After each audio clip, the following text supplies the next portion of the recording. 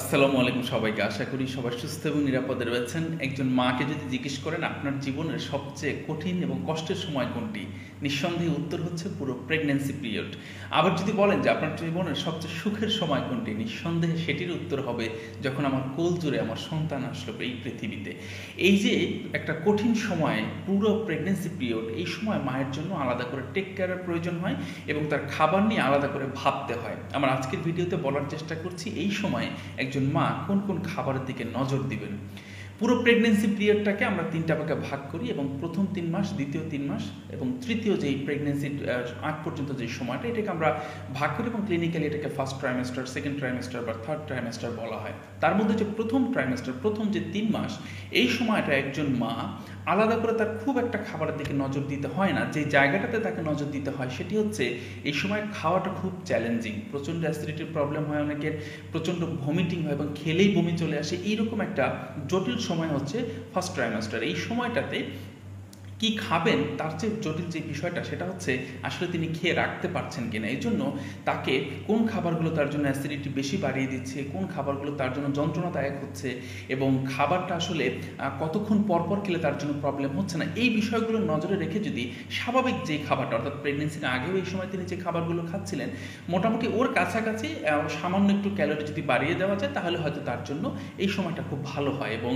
পাশাপাশি মেইনলি যে জায়গাটা নিয়ে আমরা ফোকাস করি সেটা হচ্ছে সেকেন্ড ট্রাইমেস্টার থেকে থার্ড ট্রাইমেস্টার, অর্থাৎ প্রেগনেন্সির আগ পর্যন্ত। এই সময়ে বাচ্চার ডেভেলপমেন্ট থেকে শুরু করে, বাচ্চার ব্রেইন ডেভেলপমেন্ট থেকে শুরু করে এবং মায়ের সুস্থতার জন্য এই সময়টায় খাবারের ভিটামিন, মিনারেলস সহ এনার্জির দিকে আমরা নজর দিয়ে থাকি। এবং তখন যেটা বলি সেটা হচ্ছে সেকেন্ড ট্রাইমেস্টার থেকে তার যে স্বাভাবিক খাবার তার সাথে তার ক্যালোরি আরও অতিরিক্ত যোগ হয় এবং সেই ক্যালোরি আমরা বলি সেকেন্ড ট্রাইমেস্টারে 300 থেকে 350 ক্যালোরি পর্যন্ত যোগ হতে পারে। এবং সেই ক্ষেত্রে তার প্রধান সোর্স যেটা, অর্থাৎ তিনি যে খাবার থেকে শক্তিটা পাবেন সেটার জন্য আমরা শর্করার একটা পার্ট রাখি এবং মেইনলি আমরা ফোকাস করি প্রোটিন জাতীয় খাবারের উপর। এবং স্বাভাবিক যে খাবারের প্রসিডিউর তার মধ্যে ফ্যাট অলরেডি এমনি চলে আসে এবং প্রোটিনের উৎস হিসাবে আমরা এই জায়গায় মেইনলি যে জিনিসগুলোকে ফোকাস করি সেটা হচ্ছে তার অ্যাভেলেবেল যে ফিশ পাওয়া যায়, মাছ পাওয়া যায় আশেপাশে, সেটা হতে পারে, ডিম হতে পারে এবং প্রোটিনের সোর্স হিসেবে আমরা পাশাপাশি যেটা বলতে পারি সে ডাল খেতে পারে এবং এর পাশাপাশি সে চাইলে চিকেন তো খেতে পারে, পাশাপাশি রেড মিটও তিনি খেতে পারেন, অর্থাৎ গরু বা খাসির মাংস তিনি খেতে পারেন। এই যে এই সময়টা প্রোটিনের সোর্সের কথা বললাম, এর মধ্যে আরেকটা উল্লেখযোগ্য সোর্স থেকে যায় সেটা হচ্ছে দুধ। এবং দুধ শুধু প্রোটিন নয়, ক্যালসিয়ামেরও একটি ভালো সোর্স। এই জন্য দুধকেও আমরা এই সময় প্রতিদিন অন্তত একবার তো অন্তত বটেই, পাশাপাশি অনেকে আমরা 2 বারও দুধ খাওয়ার সাজেশন দিয়ে থাকি। যারা সরাসরি দুধ খেতে সমস্যা হয় তাদের জন্য ছানা করে, পনির করে, দই করে, যেভাবে হোক ক্যালসিয়ামের ঘাটতি পূরণের জন্য এই সময় দুধ বা দুধ জাতীয় খাবার অবশ্যই প্রয়োজনীয়। আমরা বলে থাকি যে এই সময়টাতে তার যে নিউট্রিশন ঘাটতির জন্য মেইনলি যে জায়গাটাকে ফোকাস করি সেটা হচ্ছে আয়রন এবং ফলিক অ্যাসিড এবং পাশাপাশি ক্যালসিয়ামের কথা তো বললামই। আয়রন এবং ফলিক অ্যাসিড আমরা যে খাবার দাবার খাই তার মধ্যে ফল, শাকসবজি দিয়ে এটা অনেকাংশ পূরণ করা সম্ভব। আমরা যদি ফলের কথা বলি, কালারফুল ফ্রুটস এবং কালারফুল ভেজিটেবলস, এবং সেই জায়গাটায় যদি আমরা স্পেসিফিক ফলের নাম ধরে বলি আমরা বলতে পারি আমরা হতে পারে, এখনকার সিজন অনুযায়ী মালটা হতে পারে, কমলা হতে পারে, পেয়ারা হতে পারে, নাশপাতি হতে পারে। এবং যদি তিনি ডায়াবেটিসের এই সময়কার ডায়াবেটিক না হন তাহলে তার জন্য কলাও হতে পারে। আর যদি আমরা শাকসবজির কথা বলি তাহলে শাকসবজির মেইনলি যে কালারফুল শাকসবজি এবং প্রেগনেন্সি পিরিয়ড আরেকটা ভালো ফল হচ্ছে হিমোগ্লোবিনের লেভেলটাকে ঠিক রাখার জন্য ডালিম বা যাকে আমরা আনার বলে থাকি, এটা হতে পারে। এর পাশাপাশি আমরা শাকসবজির কথা বলে থাকি, সেটা হচ্ছে যে কোনো শাকসবজি অবশ্যই এই সময় খেতে হবে কনস্টিপেশনের সমস্যা থেকে ভালো থাকার জন্য। তবে কালারফুল শাকসবজি তো অবশ্যই, এবং কচু শাক, ডাঁটা শাক, লাল শাক সহ যেই শাকসবজিগুলো ওই সিজনে পাওয়া যায়, এবং মেইন বিষয় যেটা ফল এবং শাকসবজির জন্য ওই সিজনে যেটা পাওয়া যায় সেটাকে আমরা প্রায়োরিটি দিব। আরেক সিজনের ফল বা শাকসবজি এই সিজনে সংরক্ষিত করে রাখা ছিল, এগুলো কোনোভাবে এই সময় খাওয়ানো যাবে না।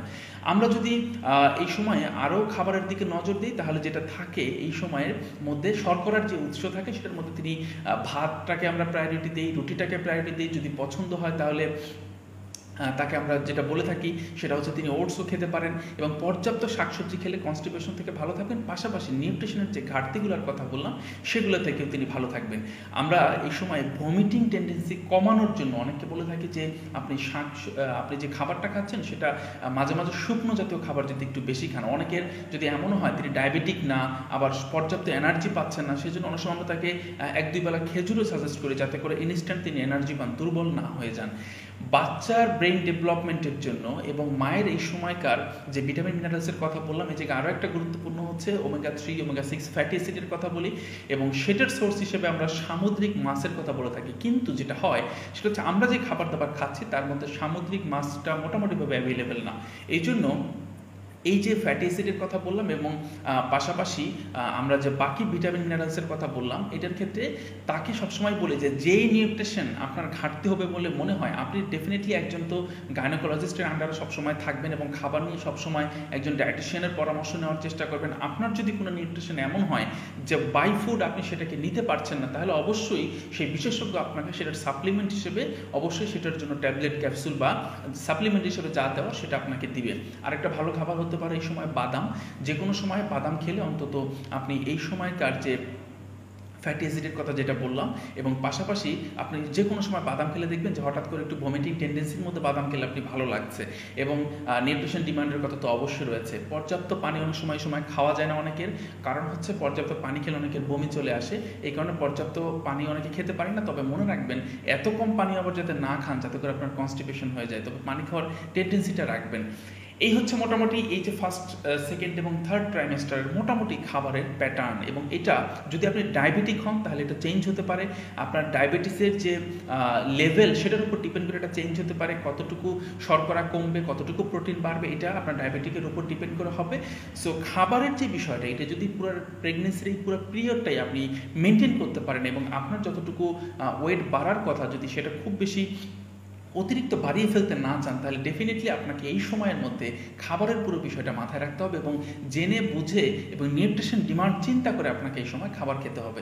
যদি সেটা পারেন তাহলে পুরো প্রেগনেন্সি পিরিয়ডটার যতটা কষ্ট অনেকাংশে কমে আসবে এবং ডেলিভারি পিরিয়ডের যে টাইম, এই সময়টা আপনার যন্ত্রণা অনেকাংশ কমে আসবে এবং সুস্থ সবল এবং আপনার যে বাচ্চা যেটাকে আপনি ডিজার্ভ করেন, যেটা আপনি খুব বেশি ডিজায়ার করেন যে আমার কোল জুড়ে পৃথিবীর সর্বশ্রেষ্ঠ কোনো একটা কিছু আমি পেতে যাচ্ছি, এই যে মুহূর্তটা এটাকে রাঙিয়ে তোলার জন্য অবশ্যই আপনার সুস্থতা জরুরি এবং সেই সুস্থতার পেছনে অবশ্যই পুরো প্রেগনেন্সি পিরিয়ডের খাবার এবং জীবনযাপন জরুরি। ভালো থাকবেন সবাই, ধন্যবাদ সবাইকে, আল্লাহ হাফেজ, আসসালামু আলাইকুম।